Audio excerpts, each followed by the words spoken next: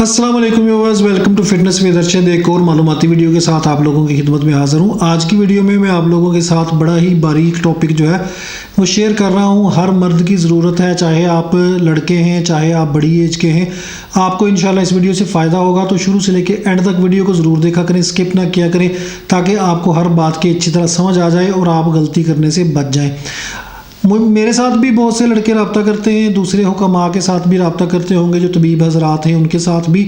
तो बहुत से लोगों का ये इशू होता है कि भाईजान नफ्स में सख्ती का मसला बन रहा है। स्पेशली ये मसला जो है जब आप 40 प्लस होते हैं, यानी कि मेरे वाली जो एज में जब आप आते हैं, 40 साल से ऊपर की एज जब आपकी होती है, तो आपको नफ्स में सख्ती का मसला पैदा होना शुरू हो जाता है। यानी कि नफ्स में सख्ती ख़त्म होना शुरू हो जाती है। खा आप हम बिस्तरी के शुरू में ही आपको नफ्स की सख्ती का मसला बन जाए, या हम बिस्तरी के दौरान नफ्स की सख्ती का मसला बन जाए, ढीलापन हो जाए, यानी कि ये किसी ना किसी सूरत में आप लोगों को फेस करना पड़ती है। ये तकरीबन 90% लोगों के साथ ये मसला दरपेश आता है। क्योंकि मैं ये इस तरह की मालूमाती वीडियोस अपलोड करता रहता हूँ, तो मेरे साथ लोग अपने मामलात जो हैं, अपने मसाइल जो हैं वो शेयर करते रहते हैं, तो मुझे आइडिया होता है कि कितने % लोग जो हैं वो किस किस्म की बीमारी का शिकार हैं, किस किस्म के मसले का शिकार हैं। तो आज मैं आप लोगों के साथ एक बहुत ही बड़ी रीज़न इसकी शेयर करने लगा हूं, जो आप लोग अपनी जवानी में करके आए हैं, और जो जवान लड़के हैं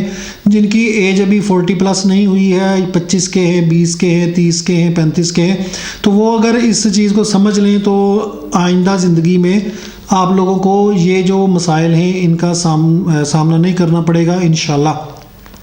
अच्छा, होता क्या है जब आप 25 के, 20 के जो एज के होते हैं, 30 के होते हैं, तो हमारे जो कंट्रीज़ हैं, इंडिया, पाकिस्तान, बांग्लादेश, अफ़गानिस्तान, ये जो कंट्रीज़ हैं एशिया के, इनमें मसला ये है कि हमारे एक तो खाने बड़े स्पाइसी होते हैं, हमारे कोई हेल्थ का कोई मेयार नहीं है जिस तरह यूरोपियन कंट्रीज़ में होता है, ना कोई खाने की चीज़ें खालिस मिलती हैं। इसके अलावा खालिस चीज़ों को छोड़ें, उनका रोना तो अलग रोना है, हम लोग खुद भी, हमारी जो खुराक है वो अच्छी नहीं होती। अब मैं जो जिस पॉइंट की तरफ आपको लेके जा रहा हूँ उसको समझिएगा।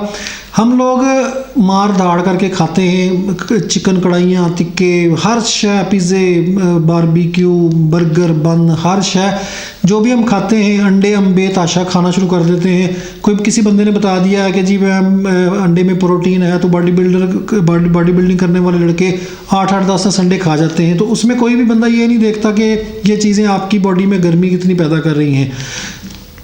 एक बात याद रखिएगा कि गर्मी जो है ये ताकत का दूसरा नाम है, यह ताकत का दूसरा नाम गर्मी है। जब आपकी बॉडी में से गर्मी ख़त्म होती है तो आपका बुढ़ापा आना शुरू हो जाता है। मेरी एज 40 प्लस हो गई है, तो मेरे अंदर वो वाली गर्मी नहीं रही जो मेरी बॉडी में 25 साल या 20 साल या 30 साल की एज में थी। उसकी वजह से उसको दूसरा नाम हम क्या देंगे, कमज़ोरी का या बुढ़ापे का। इसमें मैं जितनी मर्ज़ी खुराकें खाता रहूँ, मैं जितनी मर्ज़ी दवाइयाँ यूज़ करता रहूँ, मैं जो मर्ज़ी खाता रहूँ, मेरी वो वाली जवानी की जो गर्मी है, जो ताकत है, वो वापस नहीं आ सकती। अच्छा, होता क्या है कि हम लोग जो जो क्या कह लें उनको, बेतरतीबी ग़िज़ाएँ खाते हैं, उससे हमारे जो जवान लड़के हैं उनकी बॉडी में गर्मी पैदा होना शुरू हो जाती है। ऑलरेडी जवानी गर्म होती है, बॉडी में गर्मी होती है, हीट होती है, खून में हिद्दत होती है, ऊपर से ग़िज़ाएँ गलत खाते हैं।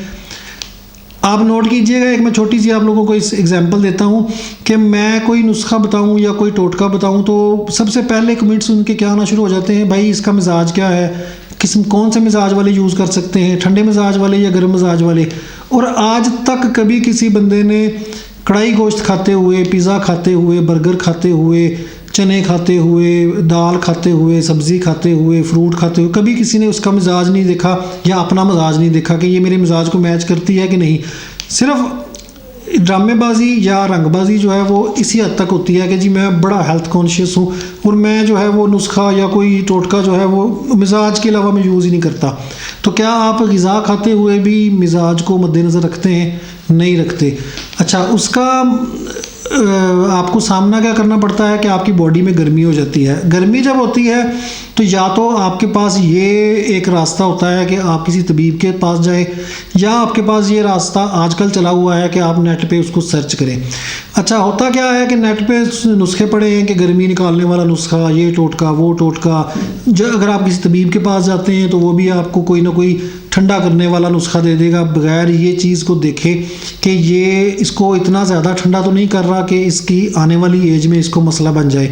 वक्ती तौर पे आपको मसला नहीं लगता, जब तक आप जवान रहते हैं, जब तक आप अपना आला तनासुल यूज़ नहीं करते, तब तक आप बिल्कुल फ़िट रहते हैं। आप कहते हैं कि भाईजान बड़ी सख्ती भी है, हर चीज़ फ़िट है, लेकिन जैसे जैसे आपकी एज ढलना शुरू होती है, आप उस चीज़ को यूज़ करते हैं, आप हम बिस्तरी करते हैं अपनी वाइफ के साथ, तो और 40+ जब आपका जिस्म कुदरती तौर पे ताकत को छोड़ना शुरू करता है और ठंडा होना शुरू होता है, गर्मी ख़त्म होना शुरू होती है, तो फिर आपको नफ्स की सख्ती का मसला बनता है।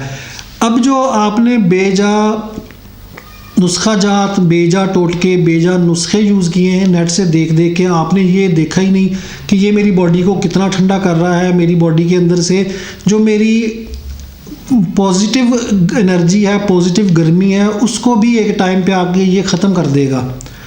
तो फिर आपको जब आपकी एज बढ़ती है तो आपको जब ये नफ्स की सख्ती का मसला बनता है तो फिर आपको समझ नहीं आती। आप कहते हैं यार मैं फ़िट भी हूँ, ग़िज़ा भी ठीक है, हम बिस्तरी भी मैं तरीके से करता हूँ, यानी कि मैं हफ्ते में 1-2 दफ़ा करता हूँ, उसके बावजूद भी अब पहले वाली बात नहीं रही कि अब जो मैं 30 साल का था जब, या 25 का था या 35 का था, तब जो मेरी कंडीशन थी वो अब नहीं रही। समझ नहीं आती यार क्या करें।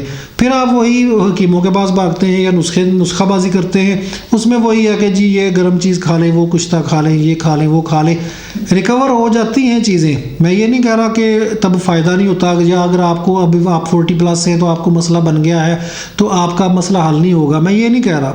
वो आप किसी तबीब के पास इलाज करवाते हैं या कोई अच्छी चीज़, ग़िज़ाएँ अच्छी खाते हैं, तब भी आपको फ़ायदा होता है, आपकी बॉडी में गर्मी पैदा करती हैं। लेकिन जब आप जवान होते हैं तो आप जो ये ज़रूरी, गैर ज़रूरी इसको बोलते हैं, गैर ज़रूरी जो नुस्खाबाजी करते हैं, टोटकाबाजी करते हैं, और जो आप हकीमों के पास भागते हैं। अच्छा, लड़के ये नहीं करते कि अपनी ग़िज़ा की तरफ तवज्जो दें, अपनी ग़िज़ा ठंडी करें, अपनी ग़िज़ा जो है उसको मुतदिल रखें, इतदाल पसंदी करें, यानी कि कुछ गर्म ग़िज़ा, कुछ साथ में ठंडी भी खाएं, फ्रूट भी खाएं, सब्ज़ियां कच्ची भी खाएं, फल भी खाएं। इसके अलावा जो ये बेतहाशा होटलिंग है, कढ़ाई गोश्त, चरगे, मुर्गे, बड़ा गोश्त, बकरे का गोश्त, इनको भून के हम इनकी ग़िज़ाइयत भी ख़त्म कर लेते हैं। इनको थोड़ा सा कम करें तो हमारी बॉडी जो है वो ऑटोमेटिकली बैलेंस हो जाएगी, हमें नुस्खाबाजी करने की या तबीबों के पास जाने की ज़रूरत नहीं पड़ेगी।